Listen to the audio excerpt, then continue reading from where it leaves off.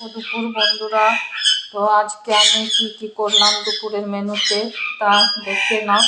এই যে আমি প্রথম ভাত করে নিয়েছি, আর আমি এখানে একটা থালার মধ্যে ভাতটা বেড়েও নিয়েছি, সাজিয়ে নিয়েছি। তা এই ভাতে একটা আমি কাঁচা লঙ্কা নিয়ে নিলাম, আর এই যে এক টুকরা লেবু, আর একটু এই যে পেঁয়াজ, কাঁচা পেঁয়াজ নিয়ে নিয়েছি।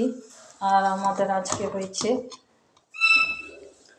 সোয়াবিন আলুর তরকারি। আলুর তরকারি মাঝে মধ্যে আমাদের হয়, এটা আমার ছেলের প্রিয়, এটা ভালো লাগে আমার ছেলের। সোয়াবিন আলু করে নিয়েছি। আর আমাদের হয়েছে এই যে ফুলকপি ডাঁটা, শিম, আলু, বড়ি দিয়ে করেছি, বড়ি ছোপ দিয়ে। আর সর্ষে, পোস্ত, আদা, কাঁচা লঙ্কা বাটা দিয়ে করেছি ডাঁটা চচ্চড়ি। আর আমাদের হয়েছে